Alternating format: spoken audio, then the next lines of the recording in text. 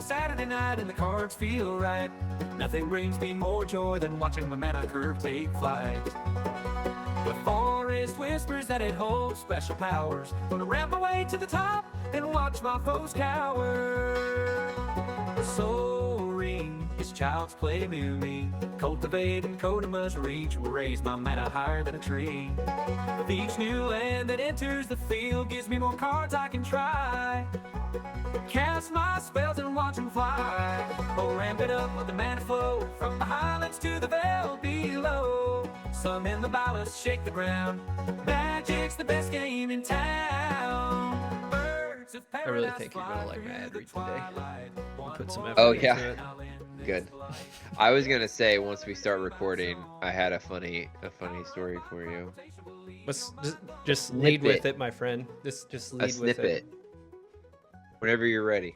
Yeah, I'm always ready, as they say. Oh my.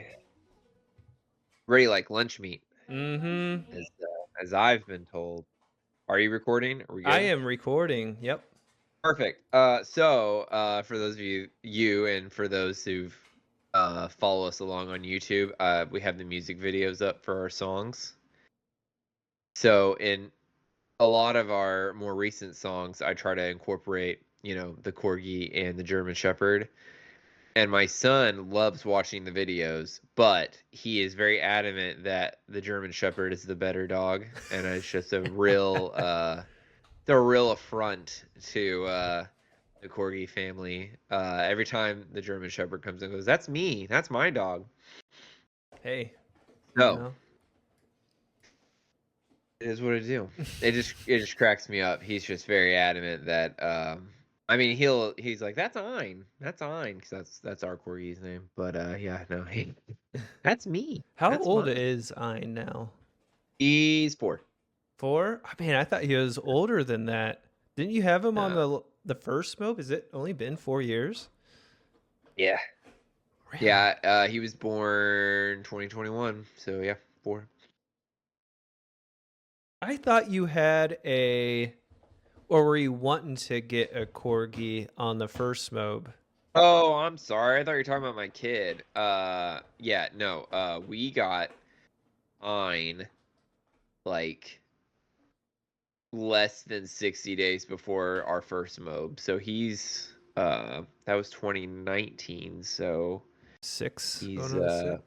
yeah, he'll be going on 6 here pretty soon, yeah. Dang. Yeah. Time flies when you're having fun. Yeah, for sure. So I was All saying, right.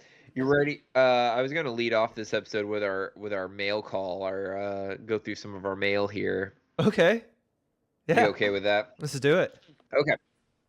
So, for everybody who's been sending us things, our comments, and going to our website and sending us messages, we really appreciate it, and we don't want you to feel like you're being neglected. So I'm gonna go through and read some of these. For starters, on our website, Oldtimer69 sent us a message saying, "Love the podcast." Thanks, Oldtimer69. Not sure if that's your age or just your favorite position, but we appreciate you all the same. I wonder if we should we play the got- Jurassic Park theme song at the end of that one. Perfect. Yeah, Perfect. absolutely. We actually, so number 2 it's come from quite a few people, but I think PJ was the first person to bring it up. So shout out to PJ on YouTube asking, when can the songs get uploaded onto Spotify? Ooh. That's a good question. The only thing, so I did some this asking chat, like the legality of Yeah, it. ChatGPT is going to be my lawyer in the next couple, Well- bona fide. It's going to take the bar. Right. The only thing, because I subscribed to a guy who kind of did what we did with the old school Nintendo music, right? He would take Nintendo music, re-envision it, and upload it. Well, all that got struck down and was completely removed from Spotify. So I don't know. Would the stuff from YouTube I think that and makes Spotify sense be to fine? me because it'd be like if I was taking and remixing other people's music, that would Yeah. make sense to me. And I Okay. wasn't giving them the legality. But And my wife was like shocked the other day when because we're going through Christmas music right now. We're making Christmas albums for the holiday tournament. Okay. And my wife was just like, I can't believe the AI wrote that line for you. And I was like, I wrote all of the music. I just had the AI make the song. Mm-hmm. I'm just not talented enough for that. So like we own the lyrics. And some of them are parodies, but some of them are, OGs. So I don't know. Also, if we get big enough where things can get struck down, I think that's a good sign for us. Hey, if that means we made it. That's a winner. We right ruffled there. some feathers. So, there was 2 caveats off that question. Number 1, they were asking if they can download it on YouTube. If you have YouTube Premium, you can download anything on YouTube. So sure, you're not going to hurt our feelings. We're not going to come after you. And if we get the okay to put it on Spotify, we'll put it on Spotify, and you can download that too. Yeah. Enjoy. Let's do it. Let's stick it to the man. Let's upload it to Spotify. What are you gonna do? Wizards of the Coast come after me? You can send us the Pinkertons. That's okay. You can use our songs. We won't be mad. They're gonna send the Pinkertons after us. The Pinkertons. It was the Bradberries. The Bradberries. Bradberries. They remember. Never forget the Bradberries. All right, you ready for number 3? Let's do it. JN on Spotify sent a message saying, "The panda bear is in China. You've lost 1 social credit." This is in reference to, I think, episode 9, where you stalled out and you weren't sure if the panda was from Japan or China. I knew it was Asian descent. I got the continent right, at least. I can't tell if this is an EO violation or if this is Sergeant Top needs to touch grass allegations that you're gonna have a hard time beating. I'm not really sure. I'm not really sure which one this. Uthnak's gonna come pick me up and push me into the orb of EO, so I have to retake all my training. Your compliance training is out of order. Same user also told us that if Chaotic Neutral was a podcast, that would be us. I concur. I think so.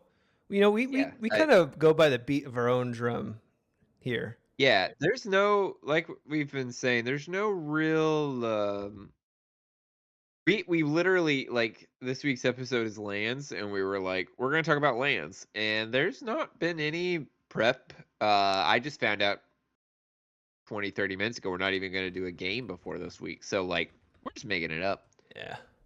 Don't stress over. Yeah. Chaotic Neutral. I think that's fair. We all want to be lawful good, but that's not. That's not really. Yeah. All right. Albert on YouTube asked, "Do you use Spell Table?" I'll take this one. We love Spell Table. When we play games before we were recording them for the podcast, I really like Spell Table a lot.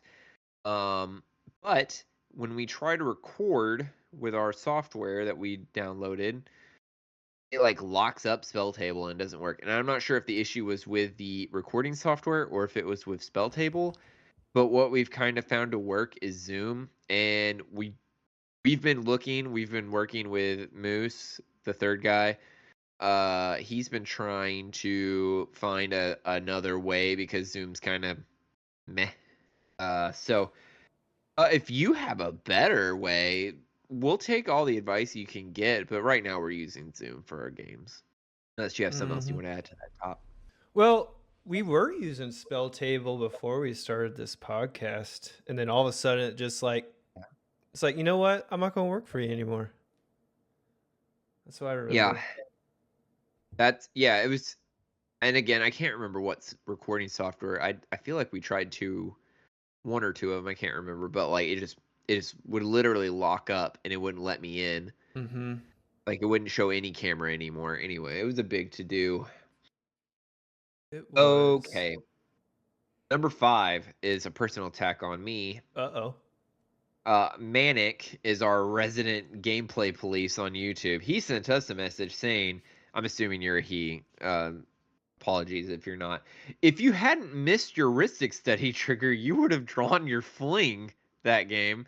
This is in reference to our last game we played.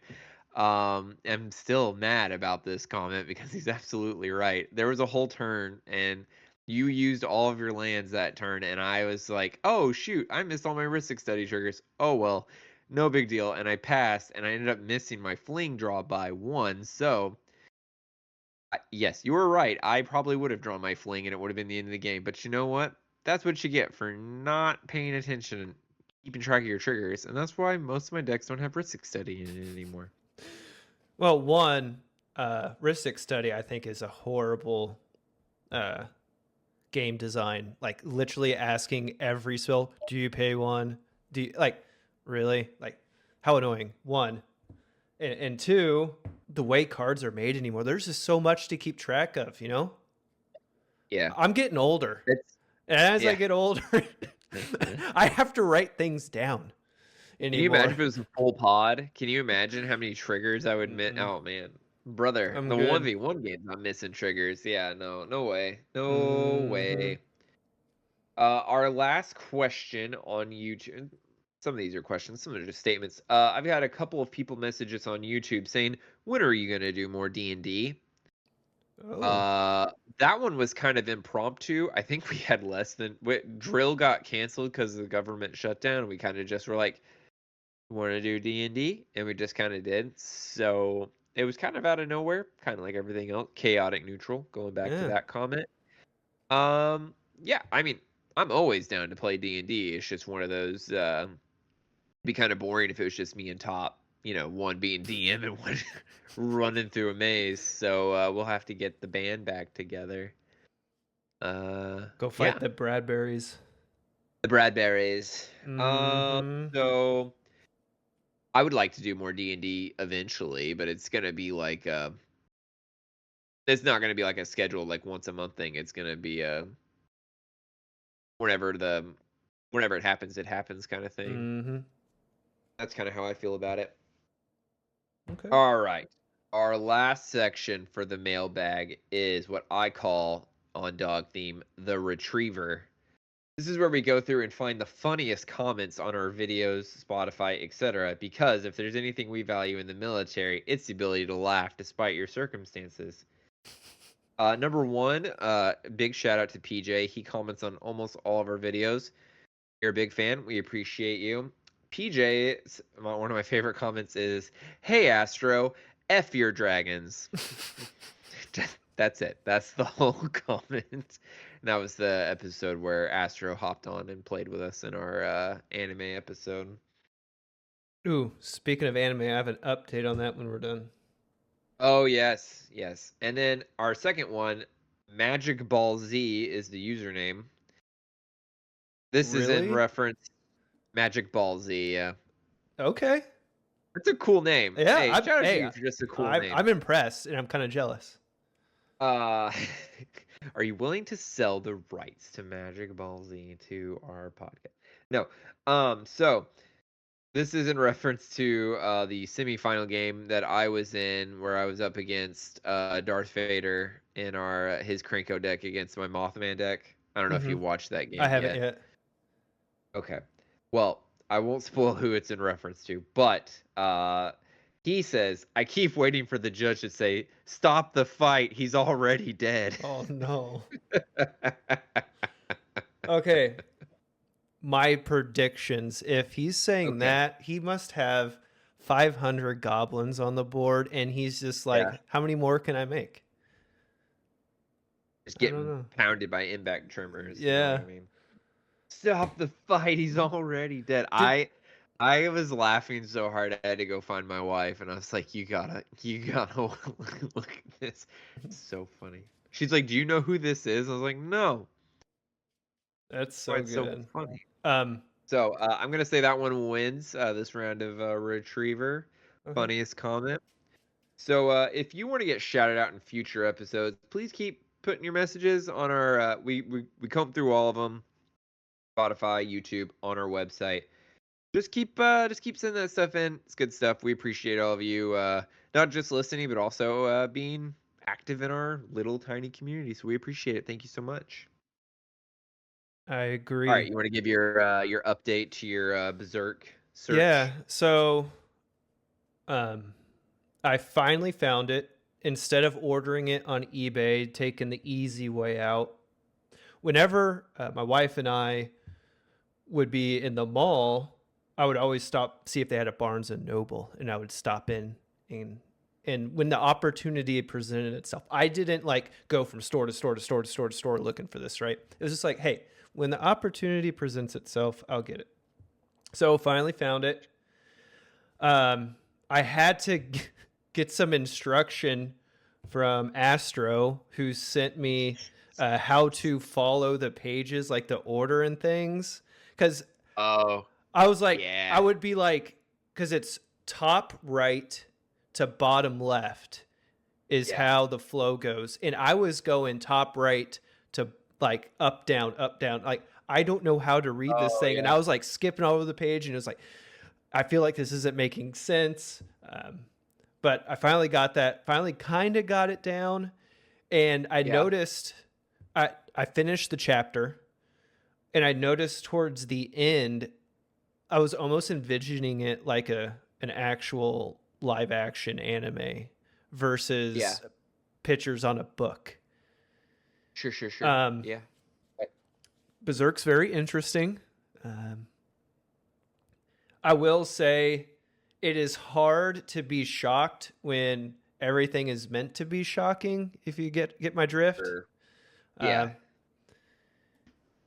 I have a feeling if I keep going in it, it may grow on me a little more. I'm still lukewarm, but Sure.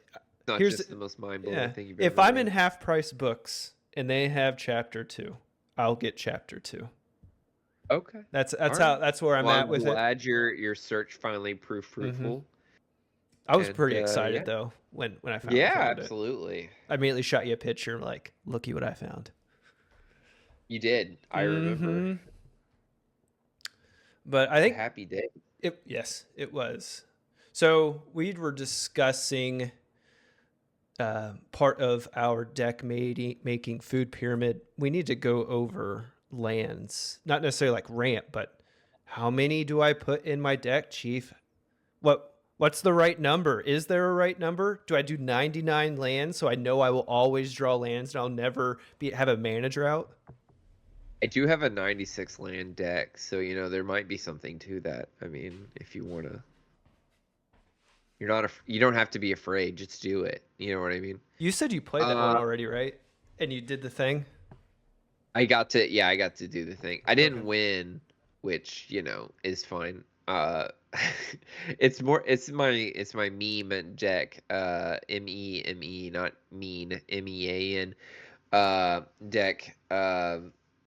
Yeah, I just get to do the thing, and then everyone's like, "There's no way. There's literally only 3 cards in that deck." I'm like, "Yeah, no, there's just 3. It'll do the thing, and that's it." But crunching the numbers, and by me I mean other people smarter than me. Mhm. If you have 38 lands in your deck, you have a 50% chance of getting 3 lands in your opening hand. Okay. I would say, unless you have like a 1-drop or 2-drop commander, 3 lands is probably the bare minimum opening hand you want to start with. Would you agree or disagree with that? And we can, Fundamentally, I would say yes, but there are I would say absolutely 3 lands, circumstances. unless I had like a 2 land and like a ramp spell. You know what I mean? Like something like a ramp Or a card draw, like a cheap card draw. or maybe. Mhm. If I don't have this is my brain. I want 3 lands, and I want at a minimum a turn 2 play. That's what I'm looking for in my opening hand.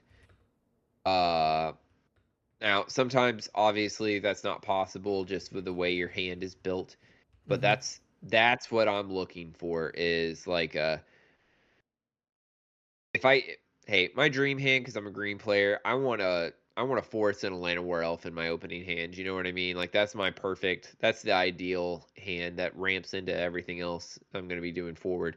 But in my non-green decks, like I'm looking for opening my hand with like a tap land on turn 1, that's completely fine. And then turn 2, playing a ramp of some kind, maybe an Mhm. Arcane Signet or whatever. Like those are my kind of plays that I'm looking for.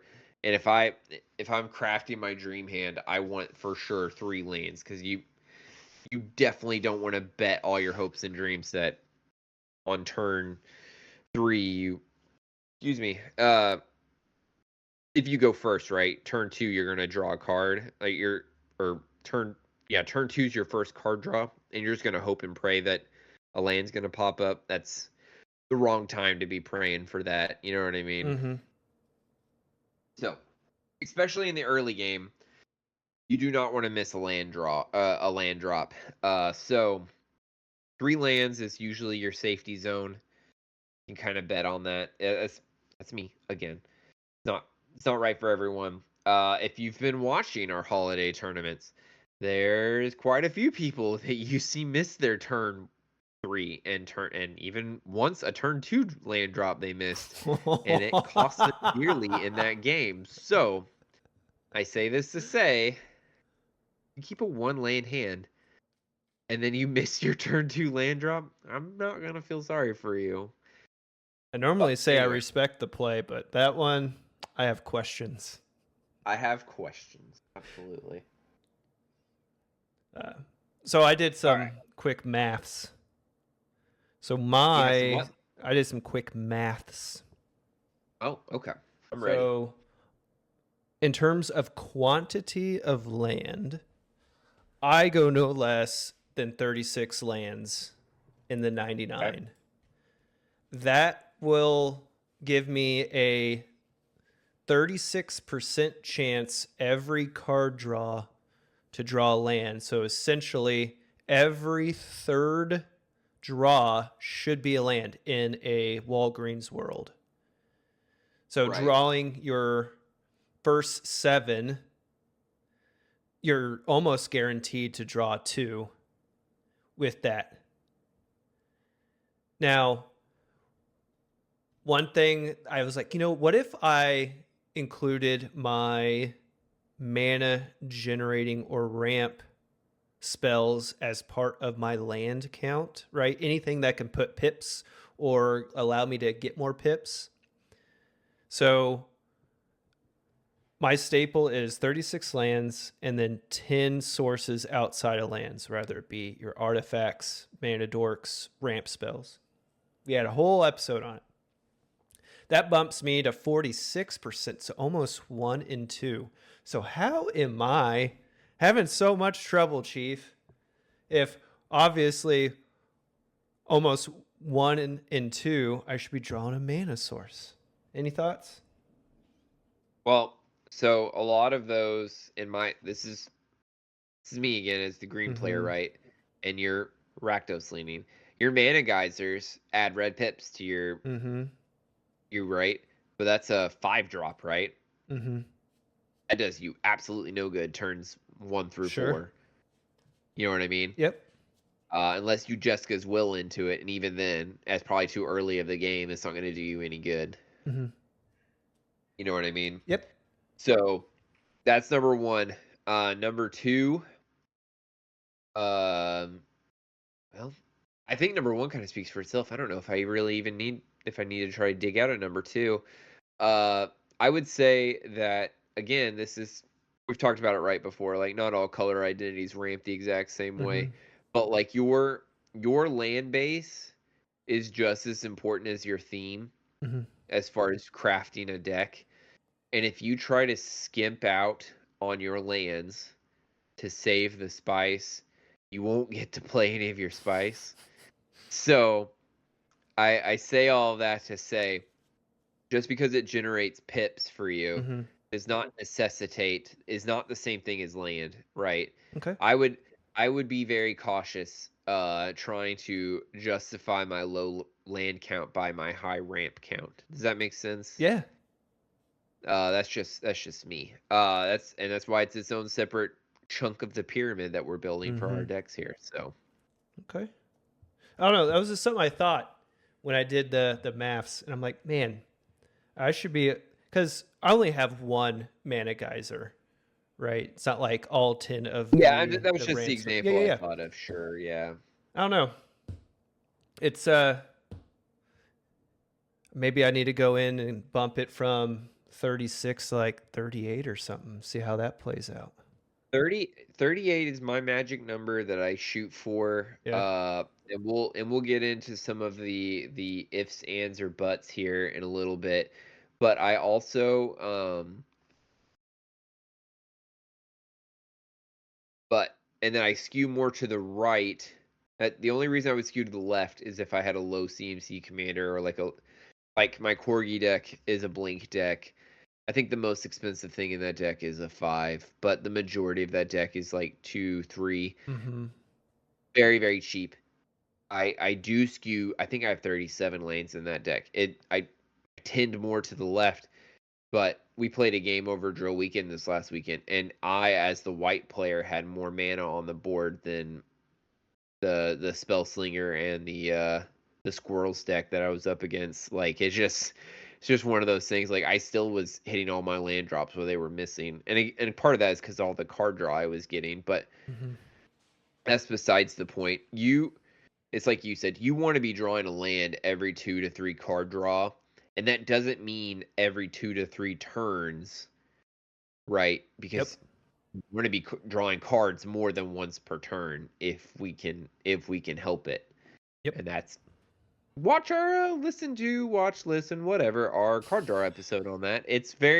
Card draw is very important if you want to see the cards that you meticulously crafted into your deck. You want to make sure they actually get on the field. You know what I mean? Yeah, because you're drawing 1 per turn. You start with 7. We'll say the average game ends at what, 8, 10? Right. So you're looking at 17 cards of a 100 card deck. Can 17 of your 100 cards beat your opponent? You know what I mean? Yeah. Probably Mhm. not. Especially if they're going to see 25 of their cards. Right. I would say on average, you want to see 25 of your cards every game, at a minimum. And that counts. And I'm counting your ramp and stuff into that Yeah. too. Like you want to see at least 25 of your cards, if not more, every game. Mm-hmm. And that seems daunting, right? Like you want me to draw an additional card, and I know we're getting in card draw here or whatever, but like you will win more games the more cards you see of your deck, unless you're Sure. playing against me and I'm playing my mill deck, right? Like you're watching them go into the graveyard, it's probably not doing you any good. But you know what I mean? Like the more cards you see, the better off you're gonna be. So Okay. when it comes to lands, what are your thoughts on non-monocolored creatures? We'll say any dual 3 color, 4 color, obviously all 5. Do you cut out all the basics, or do you run nothing but dual lands, or do you We'll still get run into that. basics? I want to talk about that. That's on my prompter here, but we'll lean into it right now. Okay. My next section I was going to talk about was mana base, and that gets into what we're talking about here. So with your 3 and up colors, right? So would that be a quadrome? There's no quadromes that tap for all 4 colors that I'm tracking, or all 5. And you got your brass cities and your command towers that can tap for any of the 5 colors, which are great.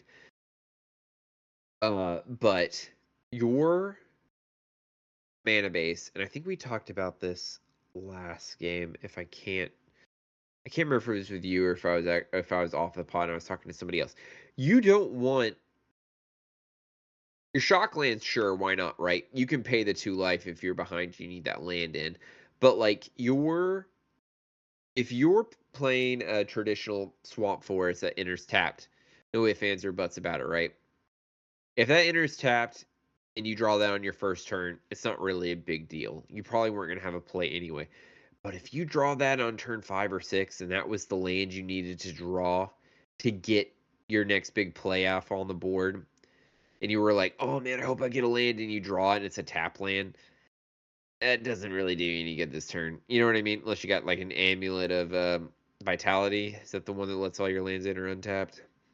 Ooh, Amulet of Vigor, right? Is it Vigor? I'm pretty sure it's Anyway, Vigor.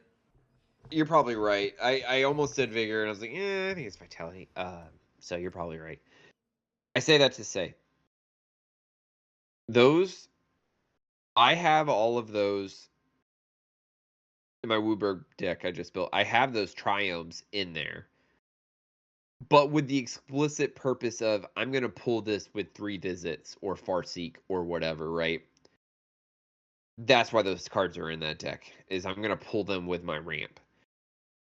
I still have, I think it's 5 of each of the basic Betty color of the lands in each of those decks, personally. Does that make sense? Yes. Okay. And the reason is because you will get behind on the mana curve if you can't get those lands out and play with them. Using the lands you play is just as important as getting them out, some would say. Mm-hmm. Okay. But We were wrong about That's Amulet of good. Vigor, by the way. what? We are incorrect about Amulet of Vigor. Amulet of Vigor is whenever a permanent enters a field tapped under your control, untap it. Yeah. So Oh, it that would is? work for lands. Okay. Your lands are permanent. Yeah. Check. Yep. It does more than just lands, but most people use it to get around like bounce lands and things like that. You can use it from that.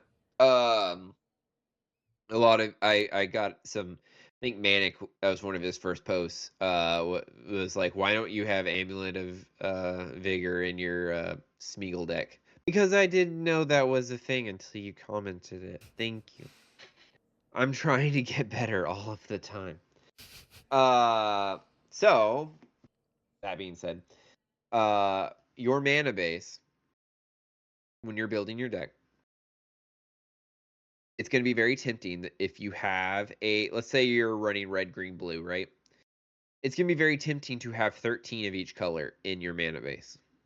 Just because you're human, you want all of your colors to be pretty. You want red, green, blue, and you want to be perfectly balanced. You're going to have 39 lands, you want 13 each, right? The problem is, if 80% of your deck is green,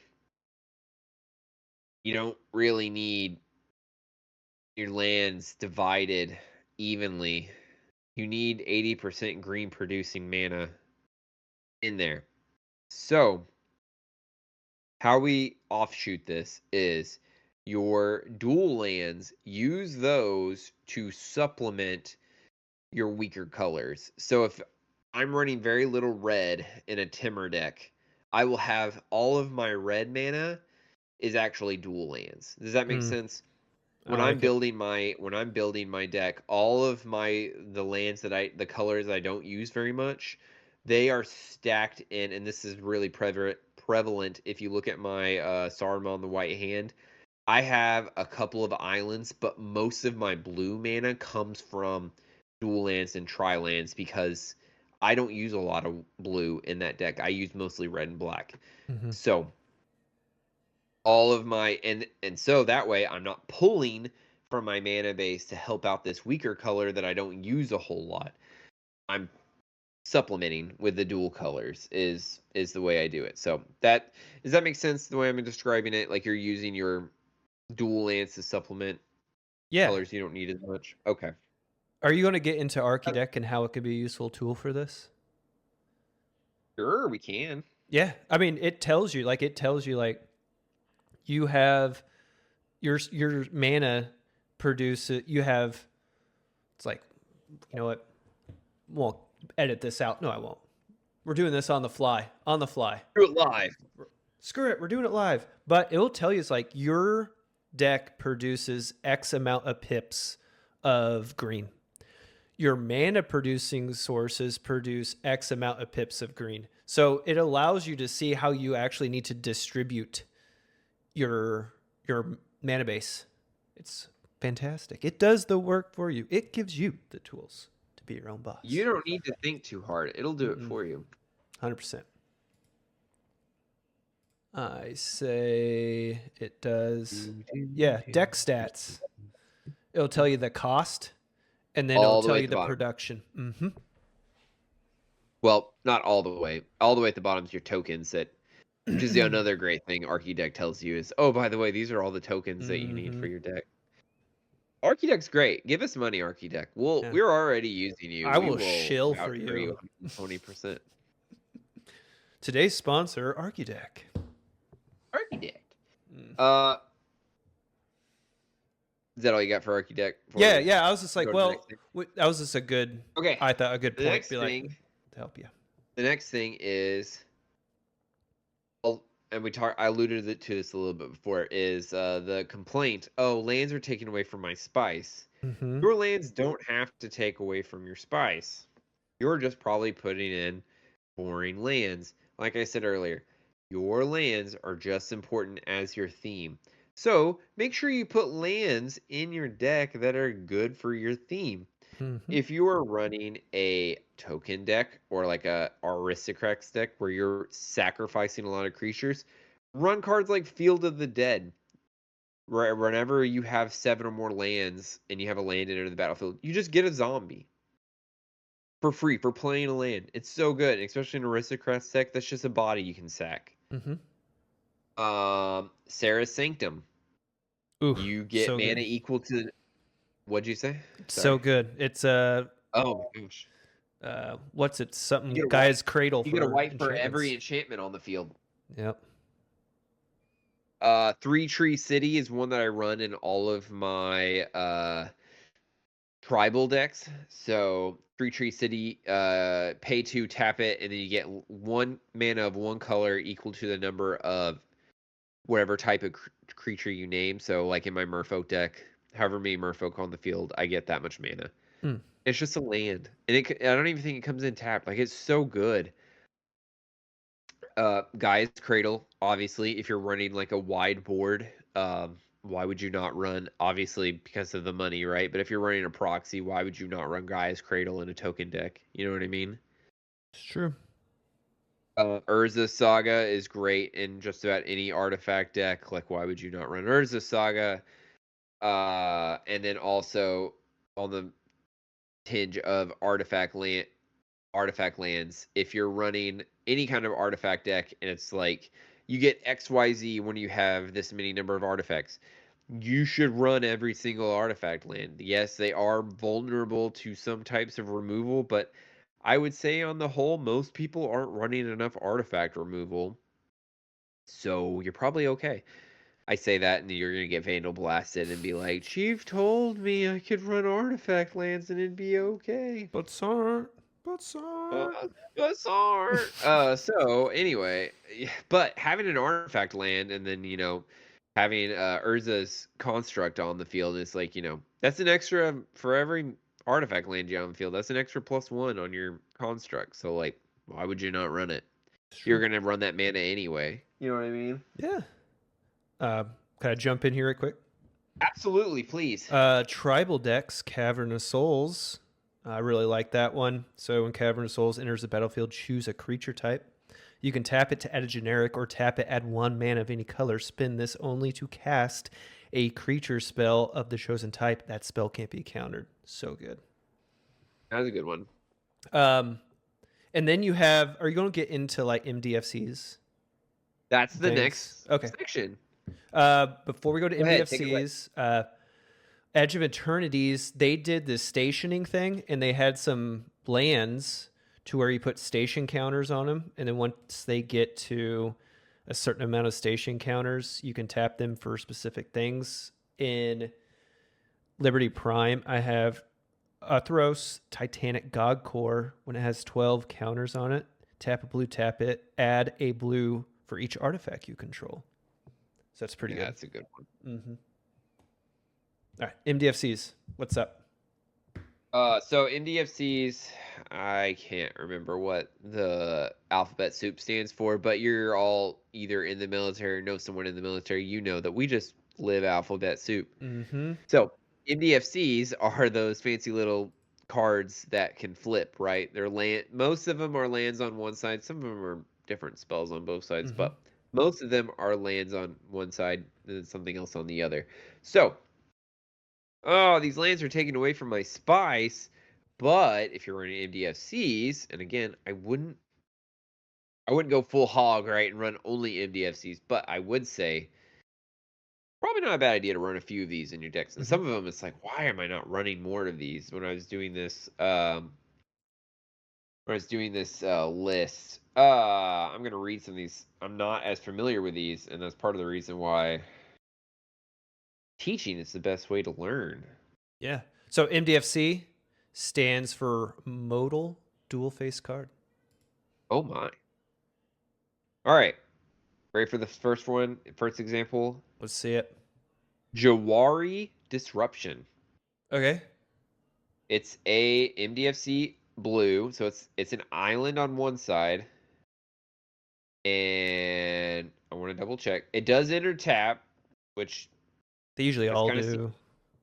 well. I'll get into that in a minute. There's actually a fun caveat to that, but it enters tap. But on its flip side, it's a counter spell. So if you get it at the end of the game, like dog, that's okay. You know what I mean? Mm-hmm.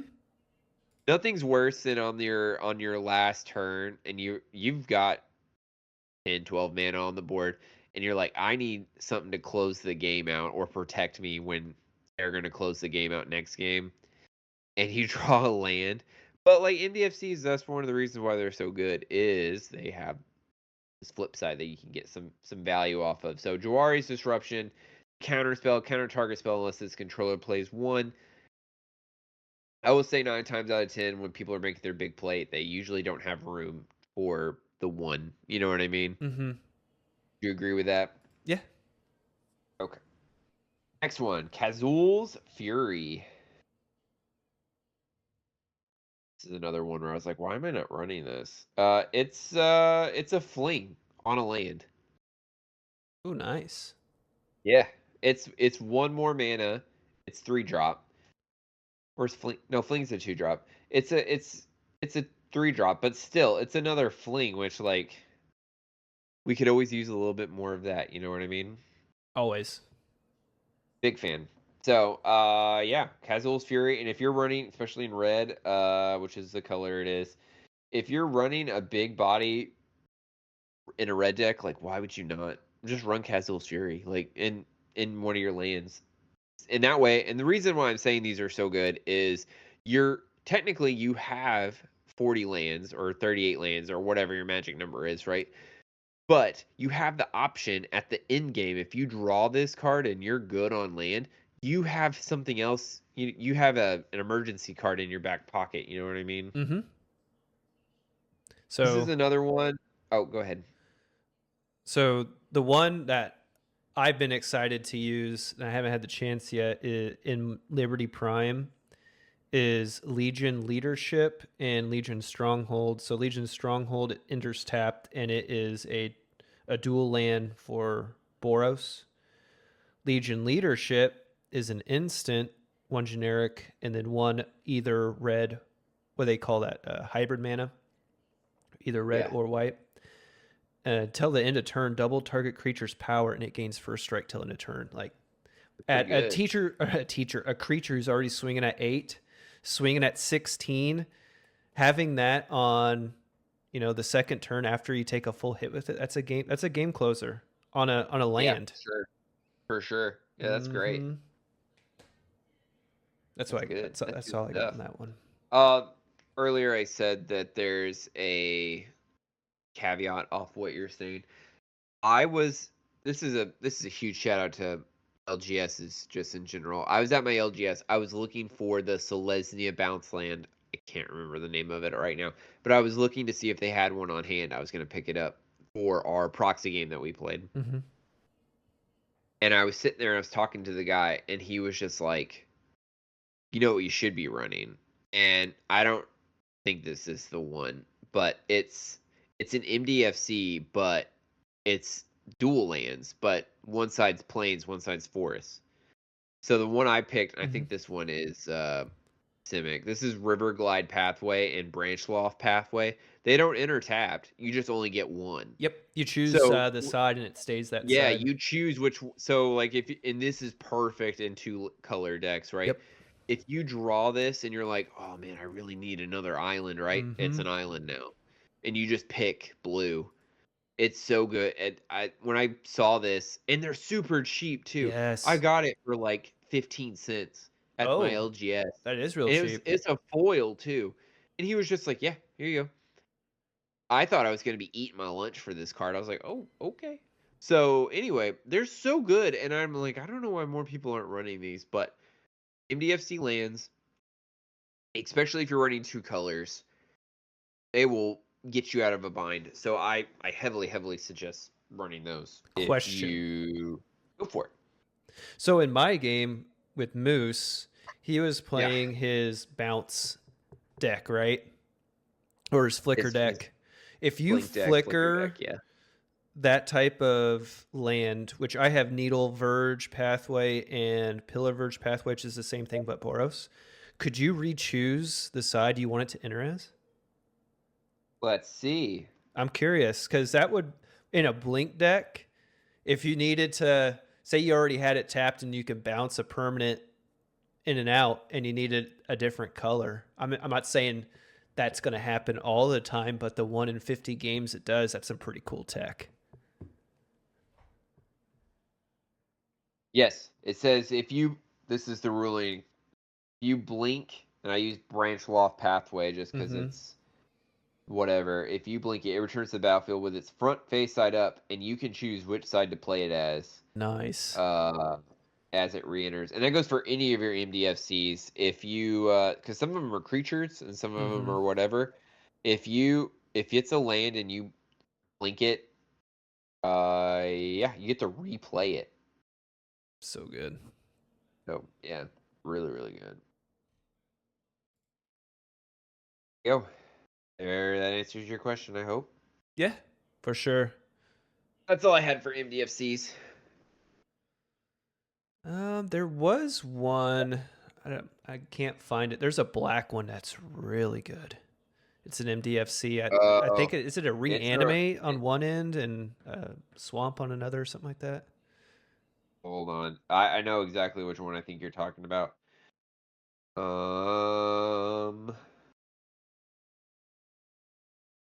We are professionals.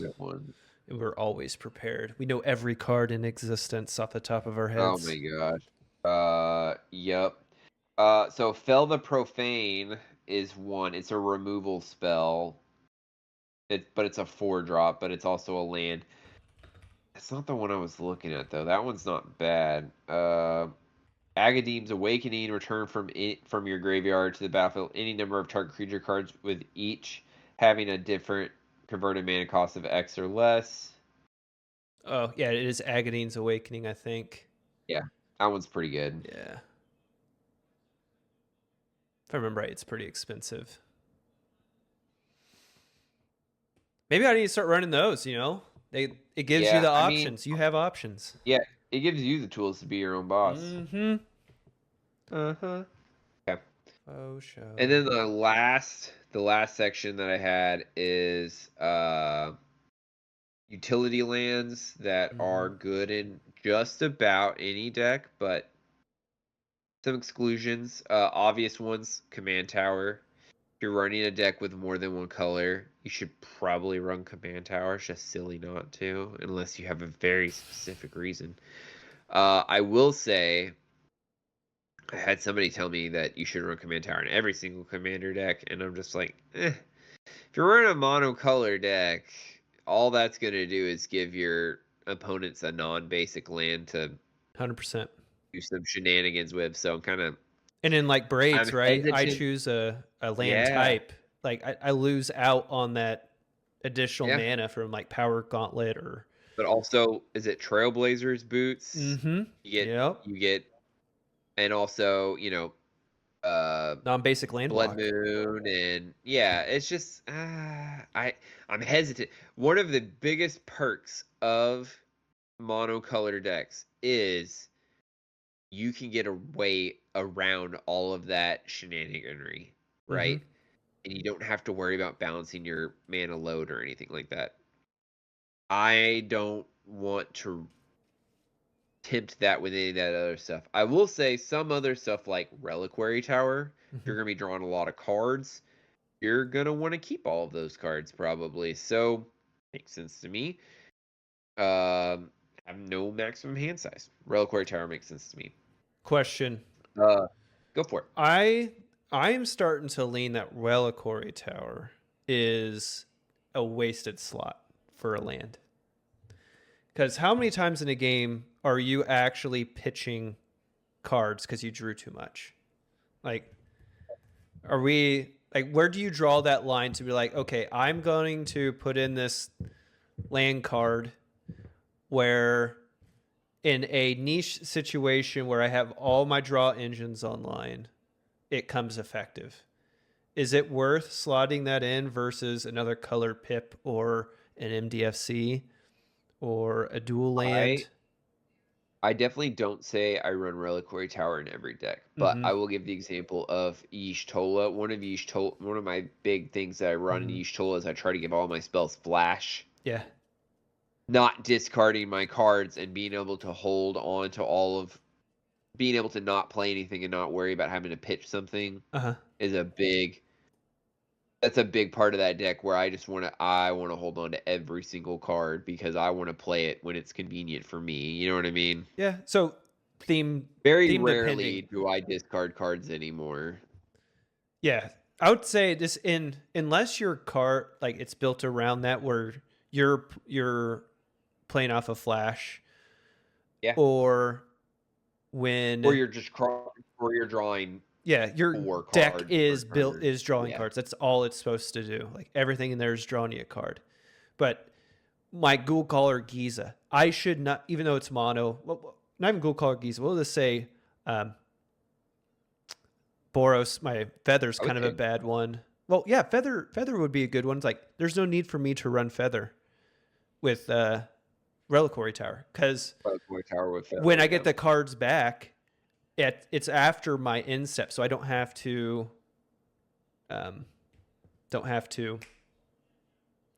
discard them. Yeah, for So sure. just because, Um, yeah, I think I would unless your say deck's calling for with it, avoid it. That's just me.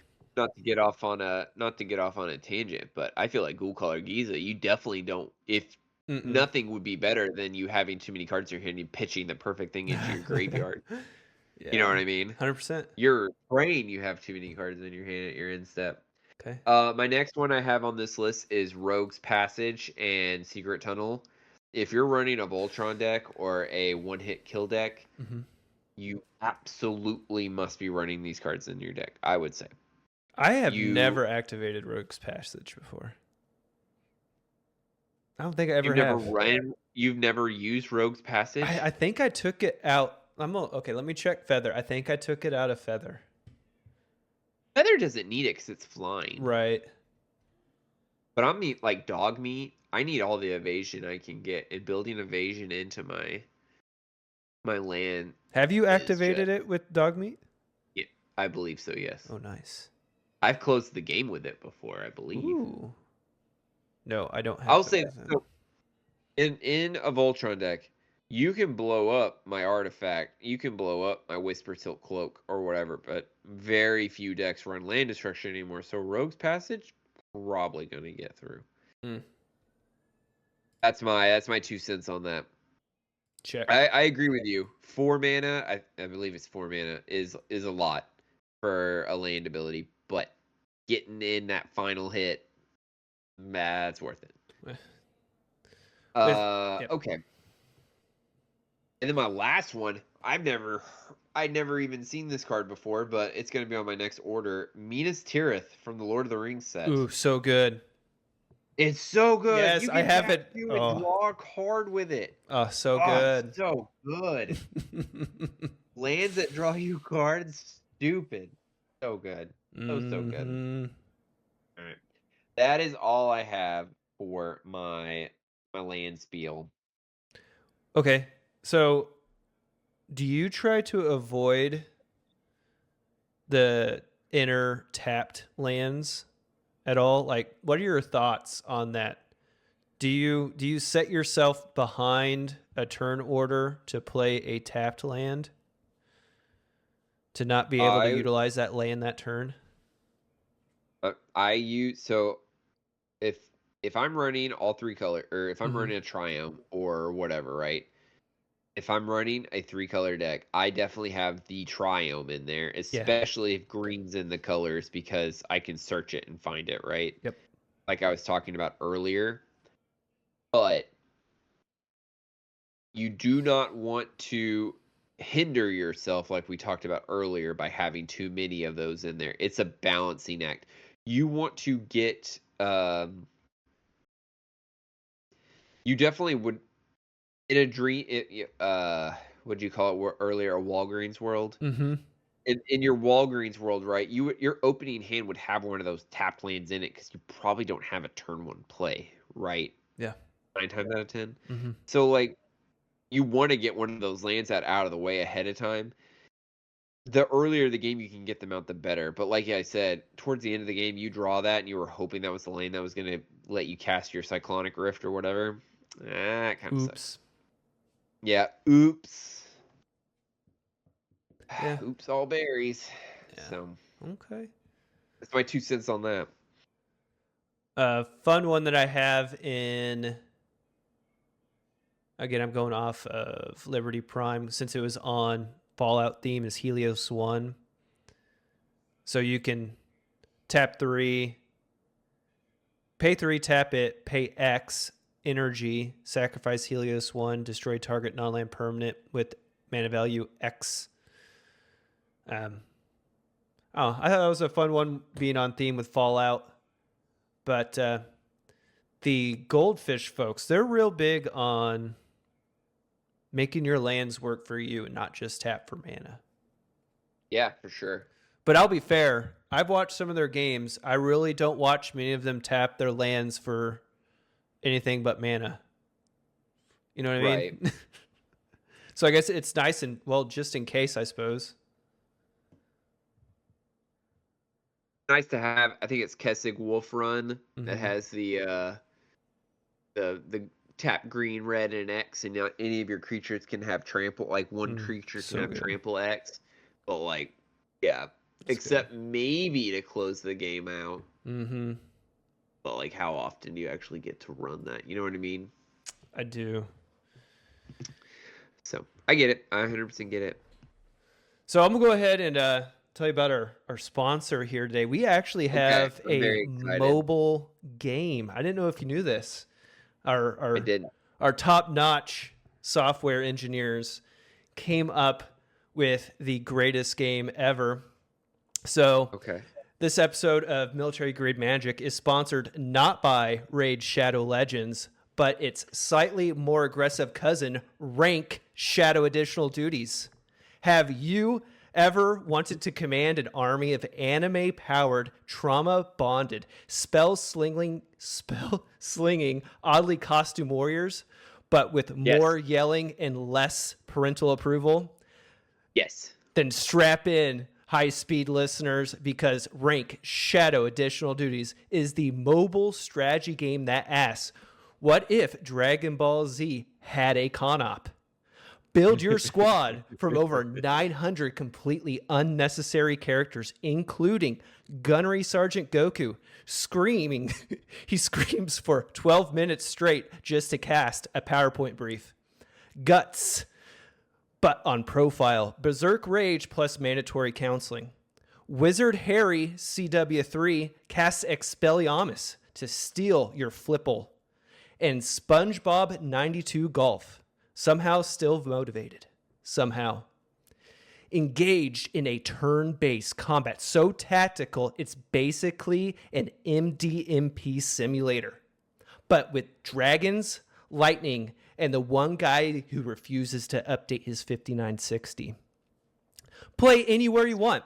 At drill, during staff meetings, while your commander says this will be quick but you know it won't. And just like the movie Night at a Roxbury, your champions will be head bobbing in unison to techno music for no reason, and someone yells, "What is your rank?" Customize your champions with enchanted PT belts, questionable haircuts, and magic artifacts stolen directly from CIF.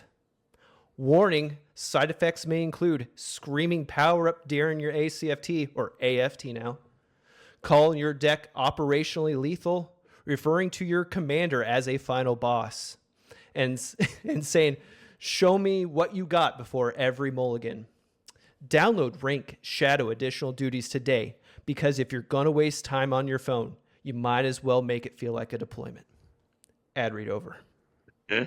That's so good. I was trying to figure out for like the last 2 or 3 of my ad reads. Like, I want to do Raid Shadow Legends, but I don't know how I want to do it. That was really good. That was really good. I was proud of But that one. You forgot to end with, like this, like pretending to be sincere. Like, but I've actually been playing it. And it's really good. You know what I mean? Like, they always all the use code MGM and get 18 MREs. Join our guild. Yeah, join our guild. 18 this weekend, MRE currencies. yeah. Get the free champion. I don't know. What would be a good free champion for this week, Chief? Oh, this week's champion. All right, you already had some anime people. Yeah, get Gone, Specialist Survivor, for the from the Hunter x Hunter collection this weekend only. Yeah. On Rank. Was it Rank? What'd you call it? Rank. Shadow additional duties. Shadow additional duties. I love it. It's great. Yeah. I hope we check back in with Rank every now and then just to make sure everything's okay. That's a good one. Keep your eyes out on the Google Play, MySpace, I don't know, OnlyFans, whatever apps they download apps on anymore. Yeah, add your government travel card at login, and we'll add 100,000 extra MREs. to your Premium MREs. You can buy unlimited amount of MREs in game. Yeah, like I think MRE would be like the generic currency, but I don't know. Cat cards would be like the super currency. I don't know. I like it. Mm-hmm. I like it. Well, next week is the first week that Fallout Season 2 is out. Well, next week for us that are recording. You guys listening, you've probably already seen it. I think the plan is to do like a little, I wanted to call it Fallout Shelter. And we'll be a week behind, so like we're not going to spoil it for anybody. You all have had the chance to see it by then. So we're not gonna. There won't be a full hour long talk on it, but they are doing week to week drops for the episodes. So I haven't watched any of the trailers. I do. I want it all to be a surprise. Like anytime I see an article, I swipe away. I do not look into. I do not want to know anything. I want to be like, oh my gosh, that's so awesome. Yeah. I'm pretty jazzed. All I really know is that they're going to New Vegas. That's all I really know. What now? Say that again. All I know is they're going to New Vegas, if I remember right. Yeah. Well, it ended, and it showed the Deathclaw skull at the end. So that was my only, and I was legitimately upset at the end of the episode of the final episode for the season when there was no Deathclaw, and I was like, that's the best part of the fucking game. And when they showed that skull, I'm like, okay, you got me. All right, you get one pass. You're saving something good for next season. You haven't played that Fallout, have you? New Vegas? Yeah. No, but the rumor mill is that at the premiere of the show for season 2, they're going to announce the remake of New Vegas. That's the rumor mill. I downloaded it. And I had to mod it really to make it run well, and it runs really well modded to get it to run on 2025 hardware. But yeah, I went and played through it about a month or two ago, so I'm a little caught up on the major points of interest, the POIs. Nice. So well, if I have any questions or you spot anything, you can let me know for sure. For those of you that don't know, that weren't with us on our latest mobilization, it came out the week of the Norwegian Ruck March that we did, and they had to pour me into a stretcher so that I could lay there and watch the show after doing the Norwegian Ruck March. But we were very well behaved, and we controlled ourselves, and we watched one episode a week. Apparently, a lot of people did that. They made Really? themselves only watch one episode a week, and that's why they're doing a weekly release this I time like that. I during the like it when holiday a show season. does that. So, It gives like, you something to look forward to. I think the binge model is killing TV and rotting our brains. If you're like It's like doom me, scrolling. well, that, but like, I don't know if you watch Stranger Things, but like they dropped all those they dropped 4.5 hours of content the night of Thanksgiving. Wow. Like, How many people yeah, just like Deuce's family? I gotta go watch Stranger Things. deuces. My wife and I, we literally finished. So we waited until Saturday of last weekend, which, it's been a while since Thanksgiving. Mm-hmm. So anyway, we were like way behind the zeitgeist, but we were like, I want to watch it, but like I'm not gonna like ignore my family, you know what I mean? So, Sure. and they're doing the same thing. They're dropping 3 episodes on Christmas, and they're dropping the finale on New Year's. I'm like, I know you guys want to like get your ratings or whatever, but like people have lives, you know what you know what I I mean? would think So, those are the worst times to drop them. I don't know. well, I think their rationale is at 8 o'clock on Christmas. Everyone's already spent the whole Uh, day with their family. It's kind of like, oh, let's watch some TV. I I think guess. I guess that's their idea. Mm. I don't know. Anyway, I'm glad they're spacing it out. I think we're getting 10 episodes. It might be 8, but yeah. So be expecting some Fallout Shelter, some little tidbits. Again, we're not gonna be going on spoiling, but we'll be talking about our favorite parts of the show, things we're Mm-hmm, excited about, mm-hmm. all that fun stuff. We love Fallout, and we should do our Fallout decks next week, just for Okay. 100%. reining it in. Liberty Prime needs a Okay. dub. What now? Liberty Prime needs a dub. Okay. Do you want to play against Dogmeat, or do you want to play against Mothman? You surprise me, good sir. Surprise you? Okay. Mm-hmm. All right. Perfect. I'll do it. Speaking of next week, we also have our tournament is coming to a close. We've got the final match happening next week. If Mm-hmm. you're, Top's apparently not been keeping up with the YouTube releases, so I won't spoil it. But it's gonna be a good game. Excited to see who wins. I'll probably have you do the ref for the final round. Okay. You'll be so we'll schedule you. We'll get it scheduled, and probably after this episode drops, we'll have the final episode all or the final battle all queued up and ready to drop. So these will probably be pretty close to each other by the time y'all are listening to it. I don't know. Well, we still got a top soapbox. What do you got for us? Shoot. I came unprepared. Top Oh soapbox. no, he did the ad read so well. I know. I put my guess heart this and time. soul into that. You really ad did. read. That was probably almost as good as Fuck I was like, Off Bugs. I should have. honest with you. I should have done like pew, ad read. Like totally internet historian. An 80s inspired Yeah. No, don't really have much. Really? Yeah, For we've top had a whole soapbox. month off of recording. I figured you'd be all pent up with rage. I figured you'd have something to complain about. You missed last weekend's drill, so I guess you're on cloud 9. Shoot, this is the longest I have not gone to anything military related, and I can't remember. Yeah, Yeah, probably COVID, I reckon. you might be right, Yeah. but still, I would do. I mean, I think they still allowed us to come in, but I can't remember. I don't know. My unit definitely did not. It was definitely A no go, huh? Skype calls or Teams calls or whatever, and all that fun stuff. So Okay. waste of time. But yeah. Yeah. All right. Well, we'll give you a pass on top soapbox. But next week, Yeah. expect Next you week to be was really something. be pissy about something. Ruffle your feathers. or I'll be something. sure to have so much caffeine. I'm anxious, and it just Oh really yeah, hits that's the my nail. that's my soapbox for this week. Your wife's getting you off the coffee in the evening. Like I don't know what I'm gonna do with you. It when we were first doing this, I was drinking a coffee when we were doing it, and I would just be laying in bed being like, why did I do that? I don't metabolize coffee as quick as I used to, or the caffeine. I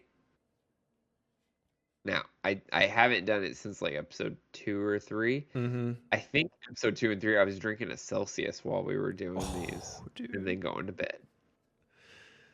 Oh, It doesn't give me the jitters like that. Like if I slam an energy drink, I can't go to bed. But like if I have a cup of coffee, I'll go right to bed. It doesn't bother me at all. Your chief That probably means powers. I'm gonna die. I don't know. Nah. You were issued like caffeine tolerance when you became a chief. That is true. Every That is- dot is 1 cup. You can just negate the caffeine quantity. It's like on D&D, your the exhaustion points. Mm-hmm. I get to delete the exhaustion points. You know why You know. CW5s have the lightsaber, right? Why is that? Because it's just a straight pour from the spout, and it's just a constant stream. I like it. I like it.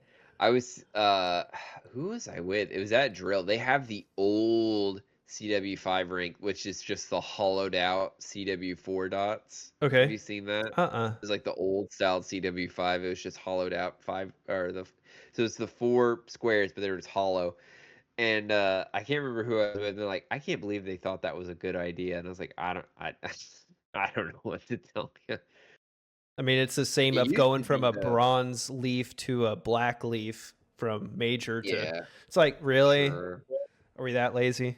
Well, so it used to be the Rising Eagle, that warrant officer crest. Uh-huh. I don't know if you've seen it. That Uh-uh. used to be the CW5 rank, and they're like, no, someone will get confused that with a colonel, so they changed it. And I'm like, yeah, that makes sense. Like I wasn't part of the cohort when that happened, so like if that hurts your feelings, like I get it. I wasn't part of that guard. I have no room to talk. But like when I'm looking at that and I'm looking at a colonel's rank, I'm like, yeah, I can see where someone that doesn't know any better would be super confused. Sure, yeah. It's a giant bird with arrows in its talons, of course. I remember when you first join and you see it worn, it's like, do I salute? Like, what do I do? It's like you're a mythical beast. Do I catch it with the Pokeball? I don't know. It's one of those things that before I was a chief, I never saw any of them, and now that I am a chief, I see them everywhere. So I don't know if that's just I'm in the circles I'm running in, or if it's just like they're more popular. Like I made it, and now it's like not cool anymore. It's like everyone's a fucking chief now. You scrub. No, You know what I mean? I don't think know it's which one it is. it's like off of I don't know, probably some thing where if you go through a ritual, now you can see all the people that went through the ritual to where if you Oh, did they it, were- they're yeah, they were invisible. obscured before. Yeah. Yeah. It's like, yeah. Instead of That I makes see sense. dead people, I see warrant officers kind of a bit, I like it. That's good stuff. Good stuff. So how are our All right. finances looking? Do you have anything? Our finances? Yeah, finances for Oh. Corgi minutes. So I didn't have anything like professionally Mm-hmm. scheduled, but if you are in the market for an Edgar Markov, I got good news for you. Oh, what's up? He's getting a reprint in Lorwyn Eclipsed. The OG Edgar Markov, not like a Oh, Like it's a the same, Starbucks it's the same Betty. art. It's just a new art style. But yeah. okay. So right now, you go out a year. Right now, he's sitting at about $23 for a commander, for a red white ear Mardu commander. But like, he's yeah. The announcement was today, so I would project that. I mean, obviously, people are going to want that new print, so that'll kind of Yeah. drive it up. But in the long run, Edgar, I don't believe he's had a reprint before. I might be mistaken on that. He was in a specialty set where he was only in the collector editions. I believe that is correct. Yeah, I don't remember what that was though. Maybe it was something Legends, Commander Legends. Maybe I don't know. Let's see. I feel like it was relatively recent. It was them, Atraxa. You get Atraxa. You could get Ugin, I think, was also in there. Commander 2017. Oh, he's been reprinted once before. He was in Innistrad Remastered. Okay. But that's the only 2 times. So this will be the 3rd time Okay. that he's been released. So yeah, that'll help drive down the most expensive Vampire Commander. Most broken Anytime Vampire cards Commander. are more reasonably priced, that's a good thing as far as I'm concerned. A top finance minute. I went all in during Black Friday, Cyber Monday, and Okay. I am now a proud owner of 4 Final Fantasy boosters. Oh my. Yeah, they're gonna go up to $500. They're gonna go $500. You watch. Did you get you a Chocobo box? I did not, sadly. Those went really quick, right? Didn't those like sell out Yeah. immediately? So I think they were initially supposed to go for 80. You can get one on TCG Player right now for 160. Double the price, essentially. Yeah. Okay. So, but the day they went on sale, people were flipping them for 230. So Jeez. it's stupid, man. Like, I love Final Fantasy, but I'm not spending that much money on. And no offense, the bundles are cool, but like, I got a bundle for the Avatar set and for the Final Fantasy set, and this that you get lands in it, you get a bunch of boosters. They're not even collector boosters. You know what I mean? Like $80 for all that. Unless you're just a big fan of the IP, which I was for those 2. But like, I wouldn't do that every set. You know what I mean? Does that make sense? It does. Yeah, I don't think that's not mathing to me. Let's talk about VV a little bit. I know I said I wasn't going to talk about it until the end of the year, but something odd happened. They reversed the ban. They didn't reverse the ban, but he started going back up. Well, he's still legal in Commander. That's the thing. I think everybody was waiting for him to go become illegal and buy him, and his price went back up. So at the date of the ban, he was 24. December 1st, he jumped up to 30. Oh, wow. He's mellowed back down to 25. It's been 2 weeks now, but it was super weird. I was like, I don't know how normal that is, but it was really bizarre. For like 2 weeks, it jumped back up to 30, and now it's kind of mellowed back out at 25. So we'll keep watching him. That's super weird. With him being banned in Standard, I figured it'd be a flush of them back in the market, but maybe people are holding on to him. I don't know. So yeah, that's that. Did you see? And again, that's the base. Oh, go ahead. I was just saying that's the base model. What's up? Did you see they announced, or I don't know if it was leaked, the next like Marvel set? Did I see that right? I've seen some of those cards. They're pretty neat. Yeah. Okay, so it wasn't a fever dream. I did read that. Was one of them that I was talking to Moose about yesterday or the day before. I wonder how they're going to handle this one. I haven't. I wonder how they're going to handle this one differently than Spider-Man. Because Spider-Man, everyone was like bashing it, weren't they? So, for me, from all the gripe I was seeing, there was 100 different Spider-Men in this set, and they all didn't really they weren't interconnected. Like, they didn't really have like a theme going for them, right? Right. So I think that was a lot of there wasn't a lot of synergy with all these Spider-Men. Like, you couldn't really build like a cohesive Spider-Man deck. Yeah. So I think that was a lot of the chaff, and it just felt like it was cheap. Compared to the Avatar set, where people are just kind of going nuts over. Like, the art's beautiful, except for the where they're taking scenes from the show. Those look horrendous, but the actual art that they're doing for the cards looks really, really good. I'm very happy with how those cards turned out. Yeah, I actually did. I send you? I got a bundle for Avatar and got some good ones. Did I send that to you? I don't think so. I got that Ko the Faceless one, Okay. and then I got Azula. She's the one where anytime you cast a spell while she's attacking, copy it, which is so fucking good. And then she's broken as fuck. And then what's the other one? Did you get the big butts one that gives all of your walls No, that's the indestructible? one I I want wanted. that. I bro. shoulda- I want that so bad. I need to get that. I should have proxied that. What's when its I did price? our- Do a price check on that one right fast. It was like $30-$40 for the base, wasn't it? for the basic Betty? It's $21. Man, for a wall, like who's running wall meta, or is it all permanents?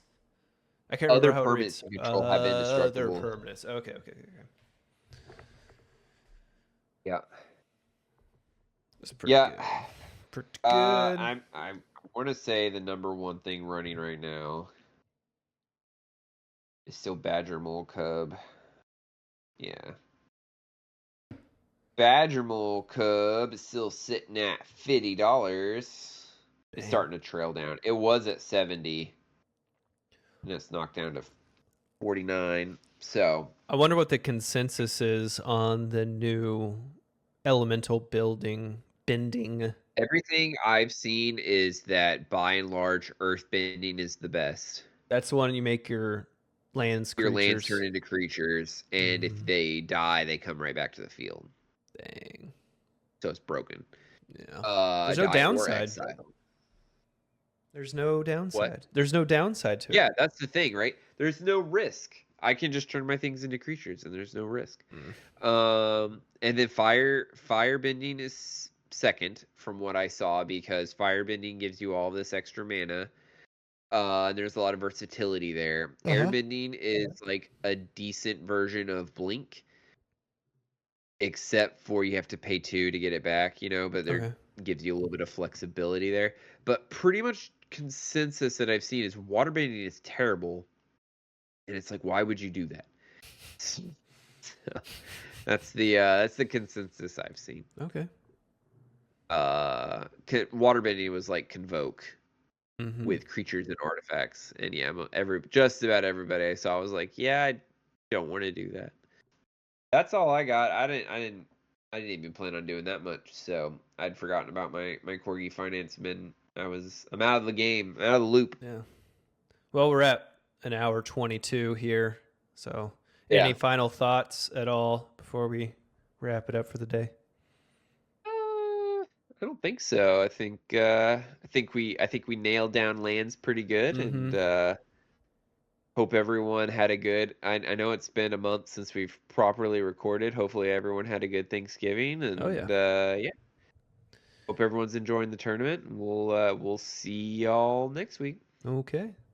Well, we'll roll the outro music. I don't have much else to say. So next episode, I think we might be going on theming of your deck to kind of round off the food pyramid of deck building, and then I think that's the plan. We'll do theme next week, and then the following episode, we're going to be getting into Christmas time there afterwards. So when we come back from holiday block leave, we'll do our big culminating event where we'll put it all together. Yeah, we'll hit the highlights. The highlights, the high notes. All right, Chief. All right, well, I'm all tapped out. We're tapped out. Top. Okay. I'll get you later. All right. Bye. Shake the ground. Magic's the best game in town. Birds of paradise fly through the twilight. One more land and I'll end this blight. Every spell, every dream I've sown. The power of my crop rotation will leave your mind blown.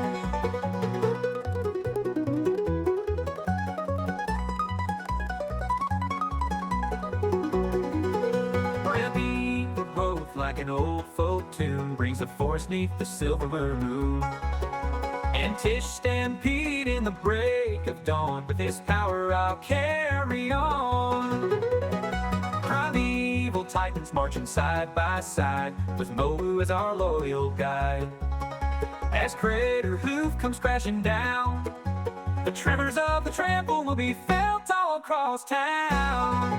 Oh, ramp it up with the manifold, from the highlands to the vale below. Some in the ballast shake the ground, magic's the best game in town. Birds of paradise fly through the twilight. One more land and I'll end this flight. Every spell, every dream I've sown, the power of my crop rotation will leave your mind blown.